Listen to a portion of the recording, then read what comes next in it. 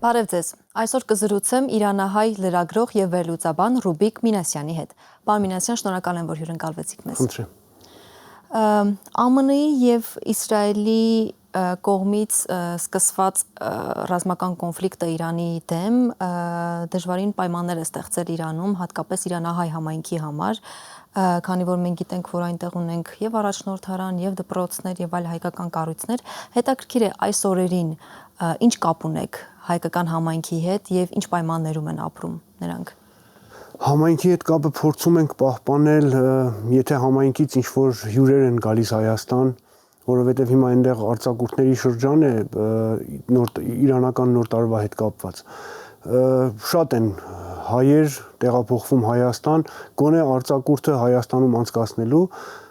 հիմնական լուրերը իրենցից ենք ստանում, քանի որ հեռախոսակապը բացակայում է, մինչև վերջին օրերին քաղաքային հեռախոսը աշխատում էր, բայց հիմա դա էլ է խափանումներով աշխատում,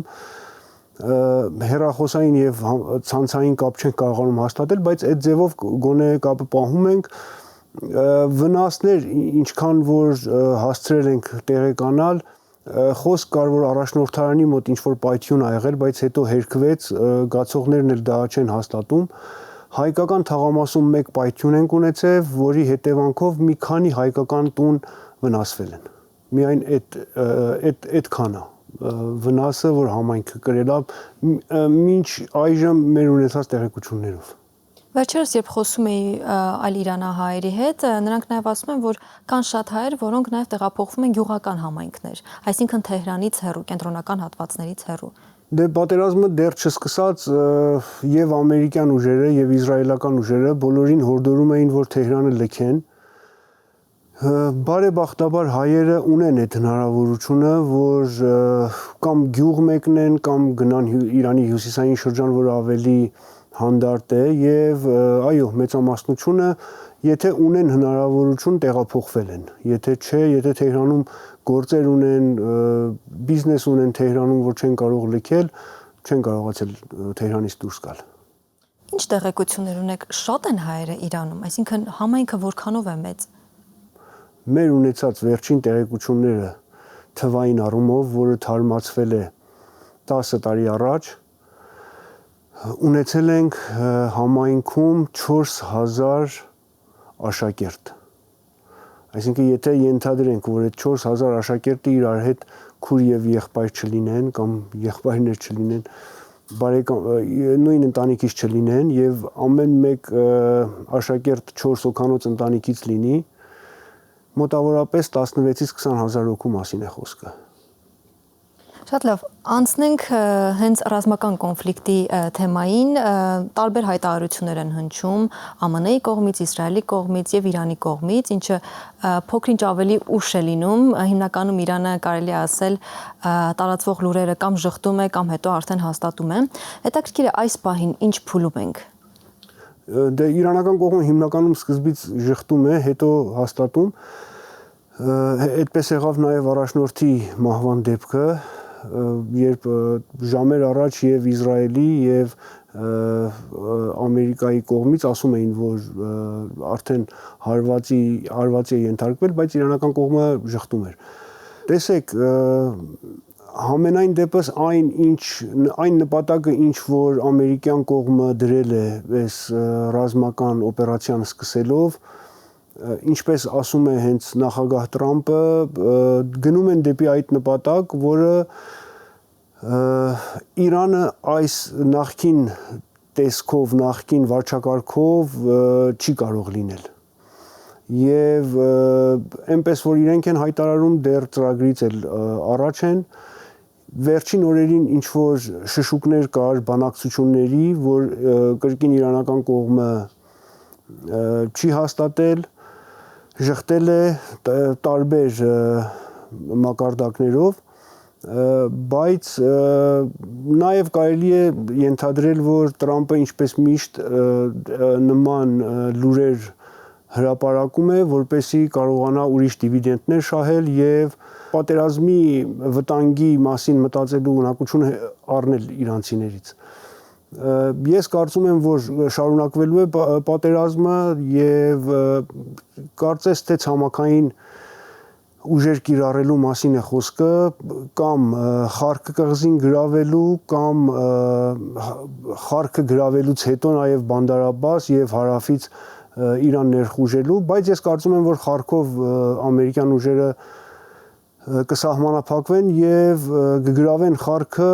ավելի մեծ ճնշում բանեցնելու իշխանությունների վրա, արդեն դրանից հետո պետք է սպասենք, թե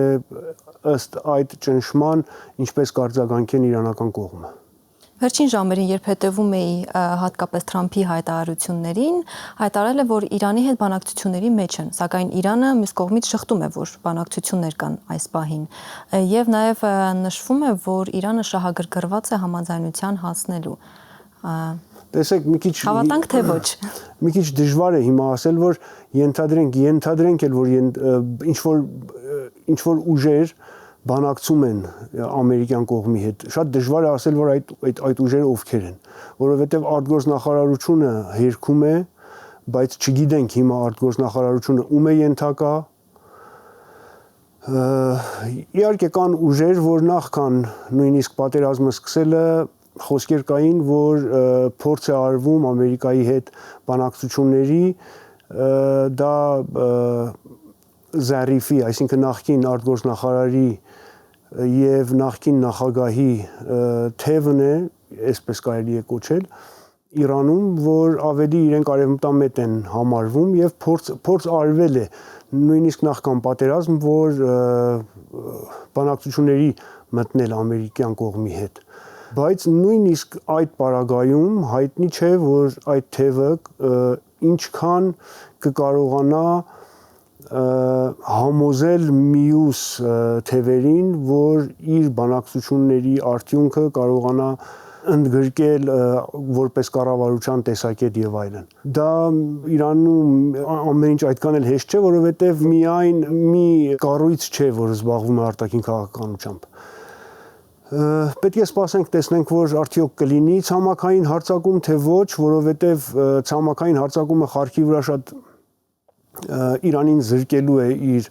նավթի արդյունահանման 90%-ի կարողությունից եւ դա լինելու է ուժեղ հարված, եթե կարողանան Խարքը գրավել։ Եվ նաև խոսվում է, որ ԱՄՆ-ն նոր ավիակիր է ուղարկում տարածաշրջան, միգուցե այսինքն հենց ավիակիրի հասնելուց հետո արդեն հարձակումը սկսվի, այսինքն Ես կարծում եմ, որ իրենք Տրամպը ժամանակ է ցկում, մինչև որ ցամաքային ուժերը համալրվեն տարածաշրջանում։ Այսինքն այդ ավիակիրն էլ որ ասվում են, որ եթե չեմ սխալվում 5000 ցամաքային ուժ այդ ավիակրի հետ տեղափոխվելու են տարածաշրջան։ Հետևելով նաև իրանական մամուլին, հետաքրքիր է վերջին շրջանում արդյոք մեղմացել են թե տարածվող լուրերը, թե հնչող հայտարարությունները, ինչ տարբերություն եք նկատել համեմատելով սկզբնական շրջանի եւ ներկայիս փուլի հետ։ Շատ դժվար է հիմա իրանական մամուլին հետևելը, որովհետեւ համացանց չկա, իրենց կայքերը չեն աշխատում, որովհետեւ ներքին սերվերների վրա են եւ արտասահմանի հետ կապ չունեն այդ սերվերները, դժվարանում եմ ասել, որ նույնիսկ ներքին ցանցով աշխատում է թե ոչ, օրինակի համար պետական լրատվամիջոցը, որ Իրնան է, չգիտեմ ներքին լսարանի համար ինքը աշխատում է թե ոչ, բայց կան երկու լրատվամիջոց, որ հիմա կամ իրենց սերվերները արտասահմանում են, կամ դրանց թույլատրելի է արտասահմանից դիտել, չի ասի, որ փոփոխություն կա, իրենք ավելի շատ ներկայացնում են ներքին տեսակետը եւ ներկայացնում են շատ ուռճացված, թե ինչ հարվածներ են հասցրել Իսրայելին եւ ամերիկյան բազաներին եւ արաբական պետություններին, շատ ուռճացված, այսինքն այնինչ մենք ականատես ենք լինում ընդհանրապես համաշխարհային մամուլից, այն չէ, ինչ որ իրենք ներկայացնում են եւ մի քիչ իհարկե պատերազմի բանով է պայմանավորված, պատերազմի իրողությամբ, բայց մյուս կողմից էլ իրենք ներքին լսարանին ուզում են ամեն ձևով համոզել, որ իրենք մեկ է հաղթելու են։ Նշեցիք, որ ԱՄՆ-ի նպատակներից մեկը նաև կարելի ասել հիմնականը այն է, որ վարչակարգը փոխվի Իրանում։ Այսինքն լինի այն ավելի ժողովրդավար, լինի այն ավելի ամերիկամետ, ինչն է հիմնական նպատակը։ Հիմնական նպատակը նա է, որ գալիք վարչակարգը գոնե Ամերիկային չդիտարկի որպես սատանայական պետություն եւ Իսրայելին չդիտարկի որպես մշտական թշնամի։ Այսինքն եւ այդ միջոցով իրենք փորձելու են տարածաշրջանը ավելի խաղաղ դարձնել, այսինքն սկզբից եթե Հեզբոլլահին եւ Համասին կարողացան չեզոքացնել,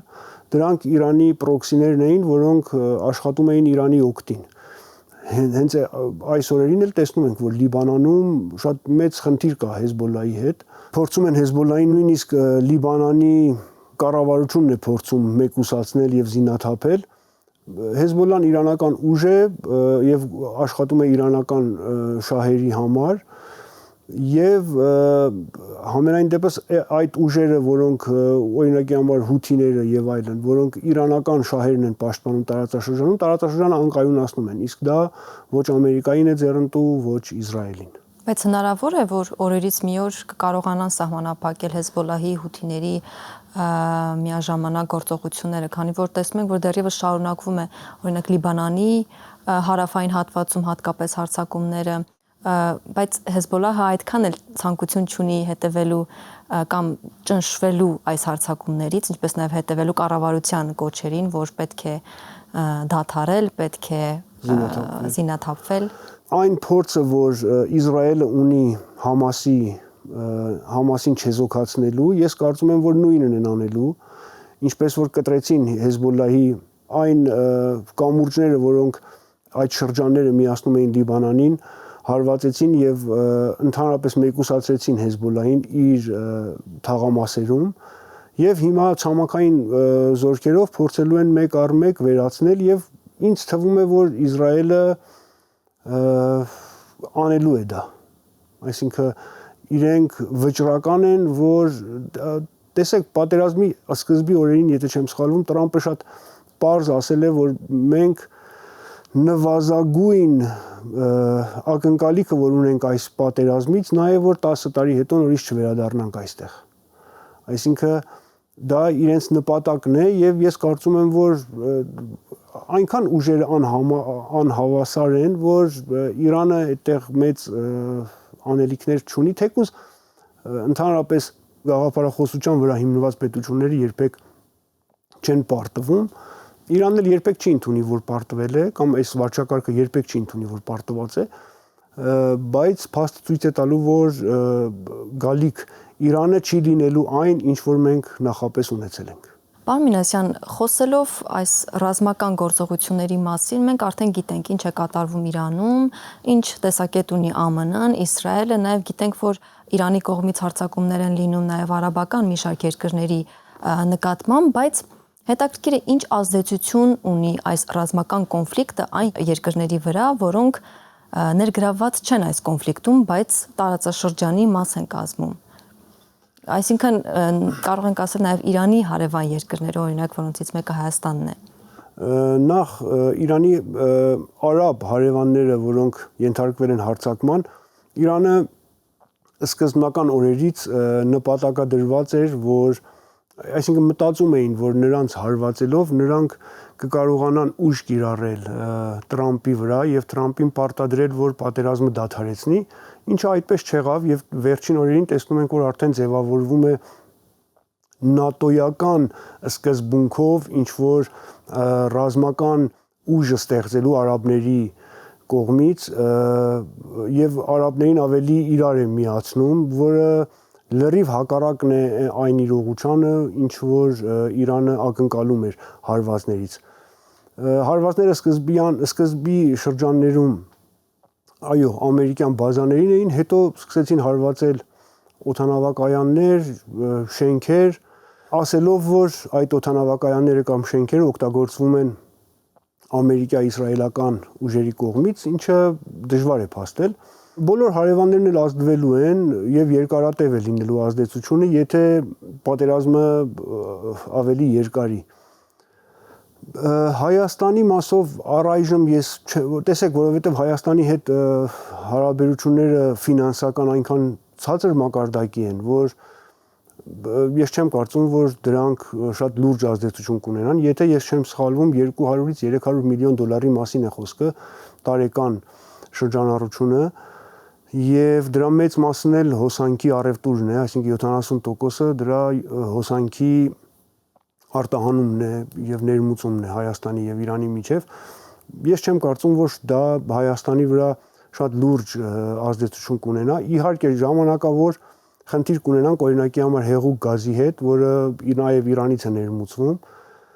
Կարծում եմ, որ ընկերությունները կգտնեն այլընտրանքներ եւ կսկսեն այդ այլընտրանքներից օգտվել։ Շինարարության ոլորտում մի քիչ զգացվում է հիմա, որովհետեւ կան ծանոթներ, որոնք Իրանից շինանյութ են տեղափոխում Հայաստան եւ ասում են, որ արդեն այն ընկերությունները կամ այն գործարանները, որ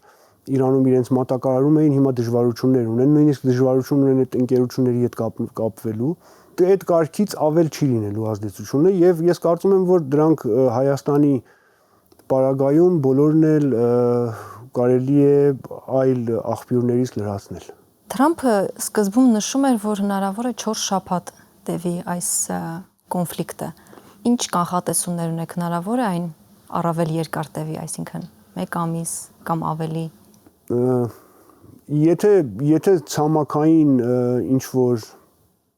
բախման գնան, այո, երկարի, բայց եթե ոչ, անգամներ Տրամփն հայտարարել է, որ արդեն տեսեք, երեկվա տվյալներով 8000 կետ ենթարկվել է հարձակման Իրանում։ Եվ դրանց կարելի ասել 90-ից ավել տոկոսը եղել են ռազմական եւ պետական ինստիտուտներ եւ ռազմական օբյեկտներ, արդեն ուրիշ բան չկա հարվածելու օդային իմաստով, թեկուզ Իսրայելը, եթե չեմ սխալվում, օրեկան 2 անգամ ռեժիմով հարձակվում է եւ Թեհրանի եւ տարբեր շրջանների վրա։ Նույնիսկ տեղեկություններ կան, որ հարվածները հասցնում նախապես հարված հասցրած տեղերի, որպեսզի ավելի շատ վնաս պատճառի։ Ես չեմ կարծում, որ եթե ցամաքային զորքերի օգտագործման խնդիր չլինի, ես չեմ կարծում, որ ավելի երկարի պատերազմը։ Շնորհակալ եմ հարցազրույցի համար։ Խնդրեմ։ Ես զրուցում եի իրանահայ լրագրող եւ վերլուծաբան Ռուբիկ Մինասյանի հետ, կհանդիպենք։